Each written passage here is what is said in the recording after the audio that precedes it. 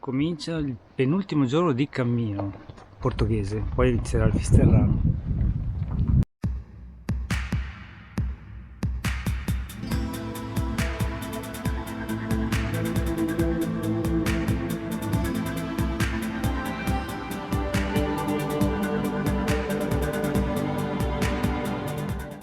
Siamo partiti ormai da mezz'oretta e siamo a 53 km e 420 metri da Santiago. Oggi prima tappa sarà Caldas de Reis, dove fare una bella colazione, troveremo il timbro di metà tappa e poi proseguiremo verso Padrón. Noi siamo ancora a 2 timbri al giorno, anche se siamo negli ultimi 100 km, perché comunque venendo da Porto non dovrebbero farsi problemi. Chi invece fa solo gli ultimi 100 km è meglio che metta magari qualche timbro in più. Insomma, noi non è che siamo collezionisti di timbri o che ci va di fare la caccia al timbro, per cui vediamo così, dai. Bello frescolino adesso, su asfalto ma nel verde, più avanti dovrei andare su sterrata.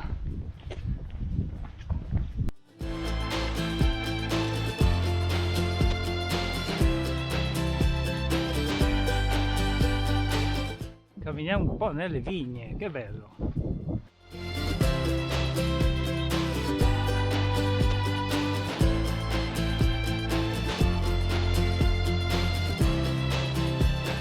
Niente di meglio che una tappa rilassante per rimetterti in pace con la vita e col mondo dopo essere stato svegliato un'ora e mezza prima del dovuto da un'orda di barbari.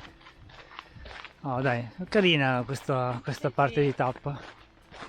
Vediamo un po' finché continua. Deve essere tranquilla oggi, parzialmente nel verde, poi domani vediamo. Comunque domani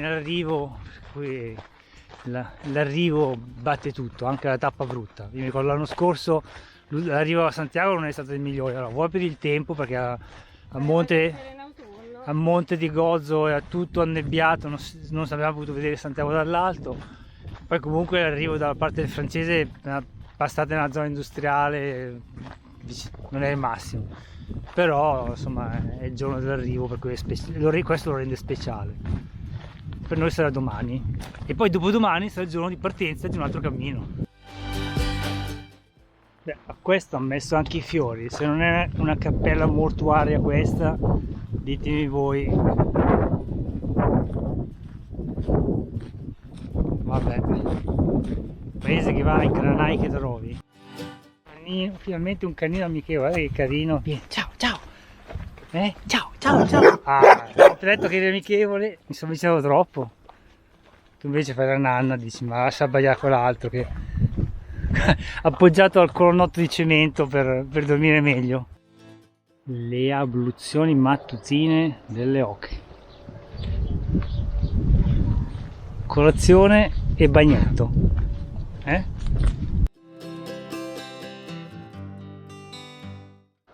casa del consiglio, dovrebbe essere il comune. Siamo a Caldas de Reis. Sono le 9:20 ed è tutto chiuso. Non abbiamo ancora trovato un bar aperto. Bello qua.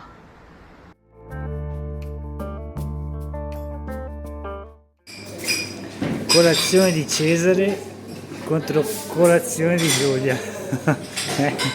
Buono? Ma poi anche il cappuccino e pane al formaggio, proprio tipico italiano.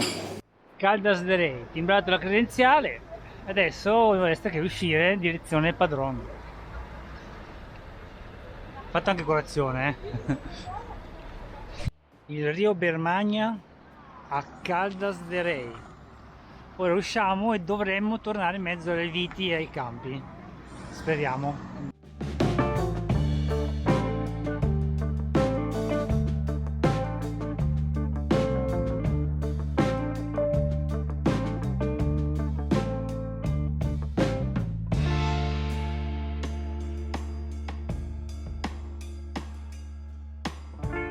Pellegrine in fuga all'orizzonte. Dopo la pausa sempre così, qualcuno scappa e ci lascia qui tutti soli soletti. La pellegrina da corsa. Tu non scappi mai? No, vado via, ciao. No, perché ho visto una neozelandese là indietro che quasi quasi.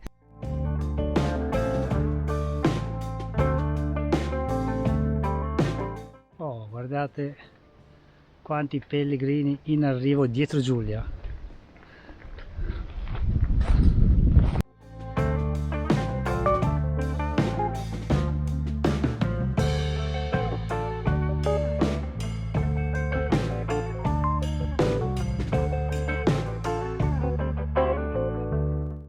Certamente un cammino molto più frequentato del cammino primitivo dello scorso anno.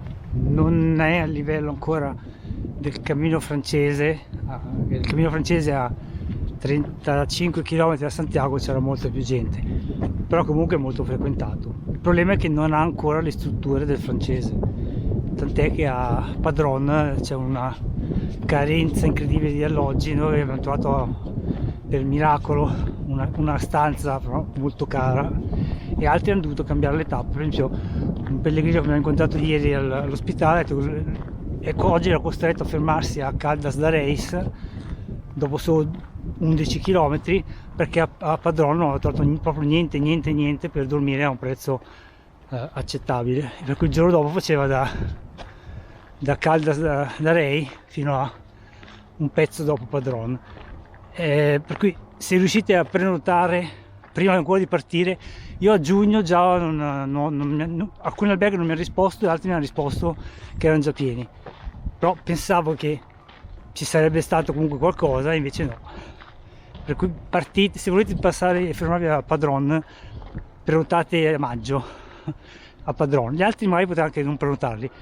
Infatti abbiamo appena incontrato una ragazza che ha detto che la notte scorsa ha dormito fuori all'aperto da sola, perché avevamo il terrazzino e il sacco a pelo, non aveva la tenda, però non ha trovato posto in nessun albergo qui della zona e ha dormito da sola. Cavolo, era anche giovane.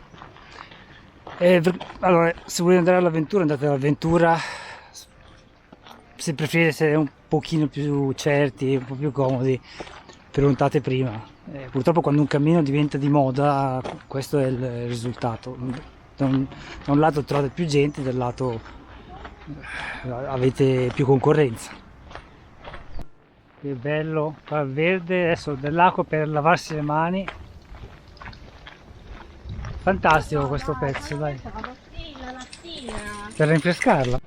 Com'è camminare all'ombra col profumo dell'eucalipto? Ah, che meraviglia, è la mia tappa ideale questa qui. Anche se non c'è l'oceano. Mi spiace dirlo, ma le tappe più belle del cammino portoghese della costa per noi sono quelle senza oceano. No, è la terra, è il fatto che hai la terra morbida sotto i piedi.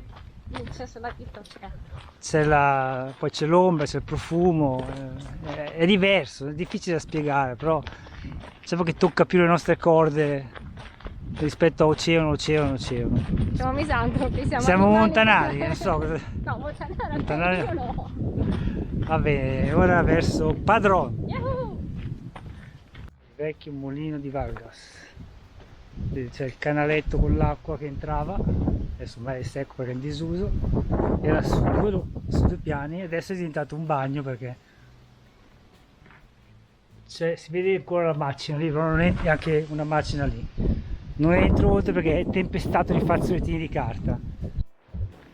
Sfruttiamo tutta l'ombra residua perché fra un po' siamo giù in paese a Ponte Cesures, comunque si pronunci, non ci provo neanche. È spagnolo, come si pronuncia? Come è scritto, cioè? Ponte Cesures? No, Ponte Cesures. Sì. Allora Ponte Cesures. Ponte Cesures. Grazie, cazzo Silvestro. Dici che ce l'hanno la birra qui? Vabbè, dai, andiamo.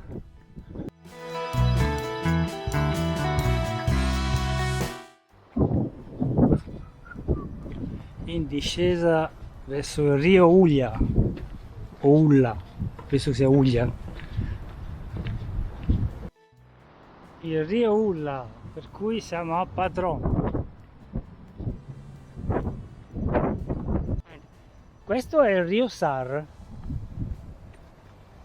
L'acqua è trasparente, è sabbiosissimo il fondo, è poco profondo, per cui sembra pulita. Va bene, a 1,4 km dal nostro... non ho capito se è un hotel o cosa. L'abbiamo pagato come se fosse un albergo di Milano, di quelli pettinati, però vabbè, prenotate gente, prenotate.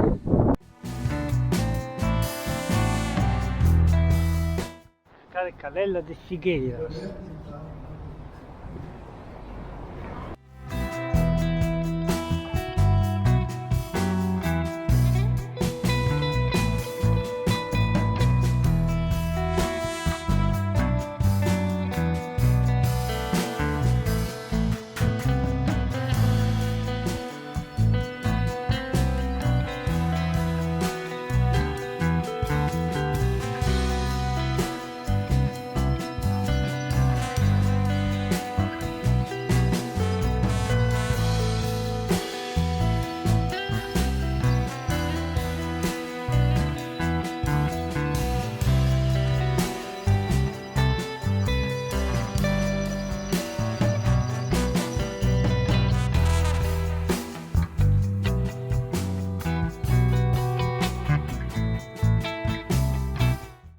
Allora, questo è quello che abbiamo trovato a Padron, 145 euro, siamo in 3, ci sono 2 letti simili matrimoniali, un divano letto, c'è il kit di benvenuto con le ci sono anche le ciabattine, guardate, ciabattine e salviette, poi vabbè c'è solo i cioccolatini, tisane, caffè solubile, cose, però 2 bicchieri, 2 cucchiaini, c'è un frigo vuoto e questo è il bagno, carino, cioè molto moderno, la doccia walk-in, cioè, ci serve anche da fare per asciugare la biancheria, boh, ci pensiamo dai, adesso ci togliamo, torneremo male. Io ripeto, prenotate, se volete fermarvi a Padron, prenotate qualche mese prima, noi già a giugno erano tutti esauriti gli alberghi privati su Booking, fate a maggio o aprile, poi gli altri potete fare prenotare o non prenotare, il punto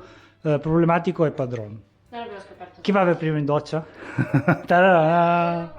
Ok, finalmente il pupo, che l'anno scorso non abbiamo mangiato e qualcuno invece aspetta la tortilla di patate. Va bene, buon appetito. Concludere il tour della camera, questo è lo spazio comune sul tetto, carino, cioè è gazebo, è anche climatizzato se volete. Là c'è lavadora e secadora comprese nel prezzo, per cui li potete usare quanto volete, anche più carichi. Televisore, ci sono i giochi, è un bel posto, è più caro della media degli alloggi a cui si è abituati sul cammino di Santiago, però d'altra parte quando non ti trovi nient'altro. Vabbè, cin cin!